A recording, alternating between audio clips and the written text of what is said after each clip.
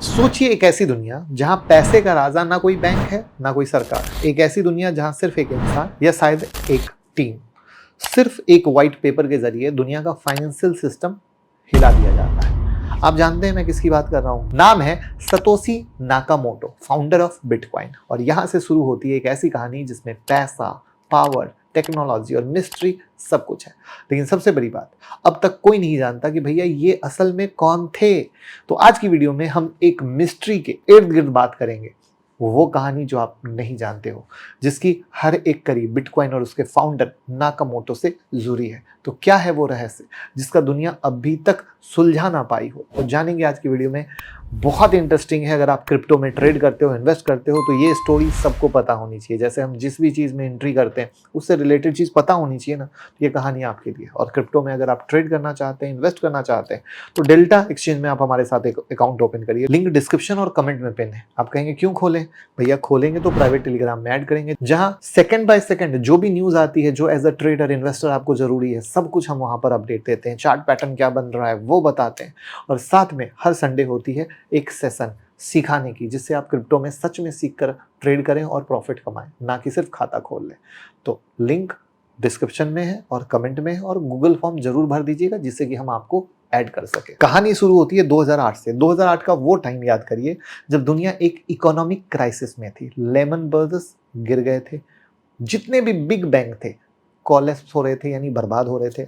लोगों का trust banking system से उठता जा रहा था। हर तरफ भय का माहौल था। और तभी बिल्कुल आउट ऑफ द ब्लू एक अननोन यूजर सतोशी नाकामोटो एक व्हाइट पेपर रिलीज करते हैं, Bitcoin a peer to peer electronic cash system.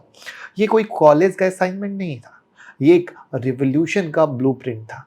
Satoshi ने एक ऐसी करेंसी का आइडिया दिया जो बैंक के बिना चल सकती है। कोई मिडिलमैन नहीं, कोई ट्रांजैक्शन फी नहीं, फुल कंट्रोल यूजर के हाथ में। पहली बार ऐसा सिस्टम प्रोसेस हुआ जो कंप्लीटली डिसेंट्रलाइज था, जिसका ना कोई मालिक था ना कोई कंट्रोल करने वाला। और फिर आता है 3 जनवरी 2009। बिटकॉइन का पहला ब्लॉक माइन होता है, जेनेसिस ब्लॉक। उस ब्लॉक में एक मैसेज छुपा होता है, the time 3 June 2009, chancellor on bricks of second bail out of bank. ये लाइन द टाइम्स एक ब्रिटिश न्यूज़पेपर के हेडलाइन में, जो 3 जनवरी 2009 को छपा था। इसका मतलब है कि यूएस का चांसलर यानी फाइनेंस मिनिस्टर दूसरी बार बैंक को बेल आउट करने जा रहा है। ये सिर्फ डेट नहीं है, ये एक पॉलिटिकल स्टेटमेंट भी था। ये प्रूफ था कि बिटकॉइन बैंकिंग सिस्टम के फेल्योर का जवाब था। ऐसे सिस्टम का काउंटर जिसमें लोगों के पैसे पॉलिटिशियन और बैंक के डिसीजन से खतरे में रहते हैं। लेकिन ये सब सिर्फ एक शुरुआत थी। अगले 2 साल तक सतोशी ने बिटकॉइन के डेवलपमेंट में डीपली इन्वॉल्व होकर काम किया। ऑनलाइन फोरम पे डिस्कशन, बग्स फिक्स करना, नए आइडिया को लाना, सब कुछ सतोशी खुद करता था। लेकिन जब सवाल खड़ा हुआ कि इनकी रियल आइडेंटिटी कौन है वो, तो किसी को कुछ पता नहीं। पूरी की पूरी मिस्ट्री। तो इनके बारे में जो थोड़ा बहुत हम जानते हैं वो सिर्फ हिंट है। उन्होंने क्लेम किया कि वो जापान के रहने वाले 37 ईयर के आदमी, लेकिन उनकी English writing style, specially British spelling, ये बताती है कि या तो वो यूके बेस्ड हैं या फिर वहां काफी वक्त बिता चुके थे।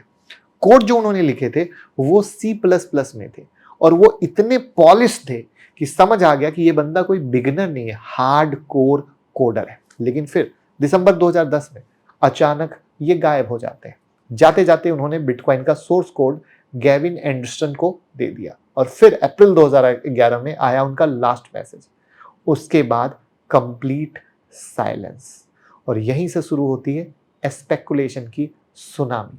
सबको जानना था ये आदमी कौन था जो पूरा फाइनेंशियल सिस्टम हिला गया और फिर हवा में गायब हो गया। सबसे पहला नाम आया कि हाल फिनले का, एक लेजेंडरी क्रिप्टोग्राफर जो बिटकॉइन के अर्ली एडॉप्टर में से एक थे। सबसे पहला बिटकॉइन ट्रांजैक्शन भी सतोशी ने हाल को ही बेचा था। कोइंसिडेंस शायद, लेकिन एक और इंटरेस्टिंग फैक्ट, हाल फिनले एक्चुअली रहते थे डोरियन नाकामोटो के पड़ोस में। आई बात समझ में? अब इसको क्या कहेंगे? Cosmic coincidence? फिर भी। फिर आता है निक सब्जो का नाम, ये एक जीनियस क्रिप्टोग्राफर थे। उन्होंने बिट गोल्ड का कॉन्सेप्ट दिया जो बेसिकली बिटकॉइन के प्रीकर्सर था। कुछ लिंग्विस्टिक एनालिसिस ने क्लेम किया कि सतोशी के लिखने का स्टाइल और सब्जो के पेपर के स्टाइल काफी मैच होते हैं, लेकिन सब्जो ने कभी एडमिट नहीं किया कि वो सतोशी हैं। और फिर मिलता है एक नाम जिसे मीडिया ने ज्यादा मसाला डाला, डोरियन नाकामोटो। 2014 में न्यूज वीक ने फ्रंट पेज पे डाल दिया कि डोरियन ही असल सतोशी है। उनके पास एक जापानीज अमेरिकन बैकग्राउंड था, इंजीनियरिंग का एक्सपीरियंस था और नाम भी मैच करता था। लेकिन डोरियन ने सब कुछ डिनाई कर दिया। वो तो कह रहे थे कि उन्होंने बिटकॉइन का बी भी नहीं पता। अब तक जितने नाम आए सब लॉजिकल लगे, लेकिन प्रूफ किसी के पास नहीं। लेकिन 2016 में सीन में आता है एक और कैरेक्टर, क्रैग राइट, एक ऑस्ट्रेलियन कंप्यूटर साइंटिस्ट। ये बंदा खुद ही क्लेम करता है कि मैं हूं सतोशी। क्रिप्टो दुनिया में एक धमाका हो जाता है। राइट कहता है कि वो प्रूफ देगा, लेकिन जब वक्त आता है तो प्रूफ देने से पीछे हट जाता है। लोग कहते हैं कि अगर तू सतोशी है तो उन अर्ली बिटकॉइन वैलेट से एक कॉइन मूव करके दिखा, सिंपल, राइट। लेकिन राइट ऐसा नहीं करता, बस लॉ सूट्स फाइल करता रहता है उन लोगों पे जो उसे फेक कह रहे हैं। तो आज तक क्रेग राइट ने कोई कंक्लूसिव प्रूफ नहीं दिया, सिर्फ क्लेम, कंट्रोवर्सी और ईगो बैटल। अब कुछ तो और भी अजीब थ्योरी लेकर आई। उनका कहना है कि बिटकॉइन किसी एक बंदे का नाम हो ही नहीं सकता। इतना कॉम्प्लेक्स और सिक्योर सिस्टम सिर्फ कोई इंटेलिजेंस एजेंसी बना सकती है, एनएसए, सीआईए या फिर कोई ग्लोबल एजेंसी जो किसी फाइनेंशियल सिस्टम के लिए ये सब कर रही है।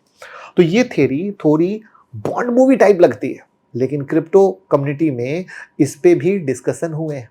और फिर आता है सिल्क रोड का चैप्टर। बिटकॉइन का पहला बिग रियल वर्ल्ड यूज हुआ था डार्क वेब के एक illegal market place silk road पर।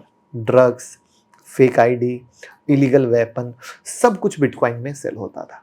इससे बिटकॉइन को एक बदनामी वाली इमेज मिल गई थी। लेकिन ये भी प्रूफ था कि भैया बिटकॉइन का सिस्टम काम करता है बॉर्डरलेस, परमिशनलेस। जब एफबीआई ने 2013 में सिल्क रोड को बंद किया तब एक और वेव आई स्पेकुलेशन की, क्या सतोशी का कनेक्शन सिल्क रोड से था या उन्होंने बस एक टूल बनाया जो मिसयूज हुआ।